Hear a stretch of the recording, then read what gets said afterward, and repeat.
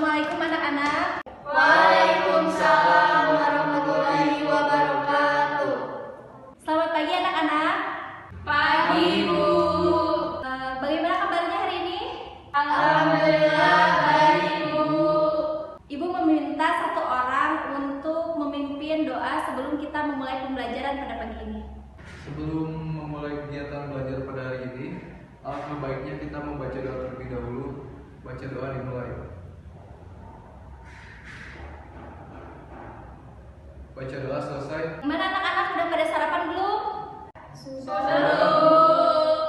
Itu kenapa yang belum? Siapa tadi yang belum? Kenapa Sinsin tidak sarapan dulu? Tadi buru-buru jadi tidak sempat sarapan. Nah, jadi anak-anak, jangan sampai kita berangkat sekolah tapi tidak sarapan dulu di rumah. Ibu tadi membaca artikel di internet tentang bahayanya tidak sarapan pagi. Bisa menyebabkan penyakit mah, bahkan bisa juga menyebabkan kematian. Nah, murid-murid di sini ada yang suka baca berita tidak? Suka, Bu. Ada yang tahu apa itu teks berita? Saya, Bu. Menurut saya teks berita adalah teks yang di dalam berita yang di dalamnya berisi tentang peristiwa dan kejadian.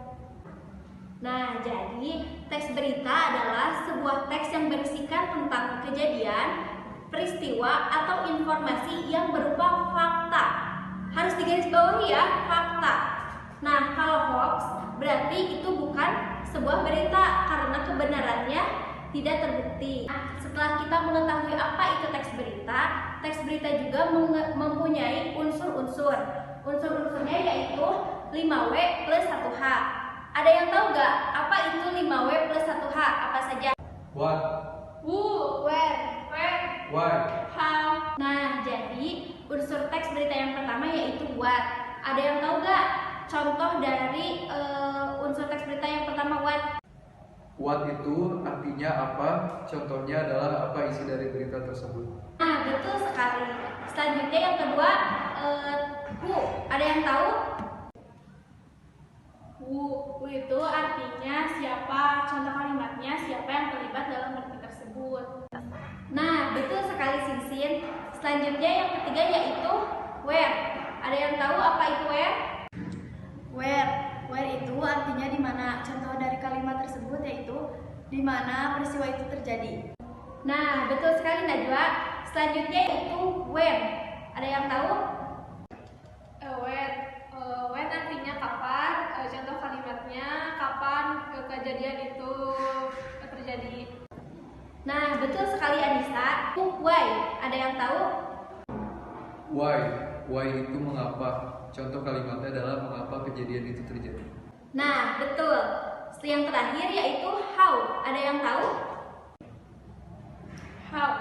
How itu artinya bagaimana, contoh kalimatnya bagaimana peristiwa dari kejadian tersebut. Nah, jadi setelah kalian memahami dari unsur 5W plus 1H, Ibu akan memberikan satu contoh teks berita. Kalian diskusi lalu analisis ya unsur dari 5W plus 1H tersebut.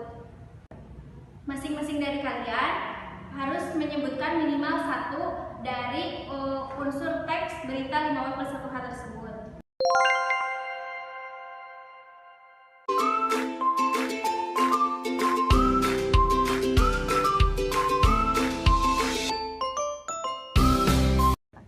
Waktu diskusi kalian sudah selesai, silahkan paparkan hasil diskusi tersebut. Izin memperkenalkan diri, nama saya Muhammad Arif Firdaus Hasan. Di sini saya akan memaparkan hasil diskusi kami. Apa peristiwa yang terjadi pada teks berita tersebut? Peristiwa yang terjadi adalah gempa Cianjur. Who, siapa saja yang terlibat dalam gempa tersebut adalah masyarakat Cianjur dan para instansi pemerintahan. Izin memperkenalkan diri, nama Sinsin Nurhaiza Nugra. Di sini saya akan memaparkan mengenai when. When itu artinya kapan. Nah, peristiwa itu terjadi pada 21 November 2022. Lalu where itu artinya di mana.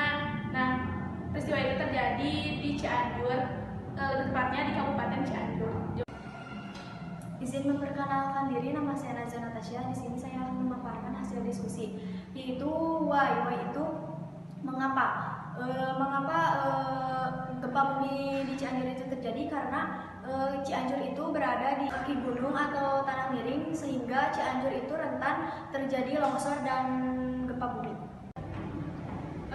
Izin memperkenalkan diri, nama saya Nisa Tamara, akan memaparkan bagian how. How artinya bagaimana kejadiannya.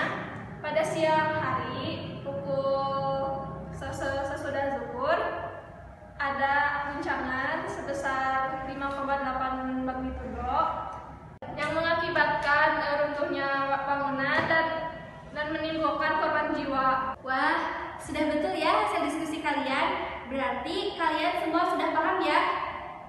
Coba sampai sini ada yang mau ditanyakan dulu tidak? Tidak, Bu, sudah cukup. Jika tidak, Ibu tutup pembelajaran kelas hari ini dengan mengucapkan hamdalah.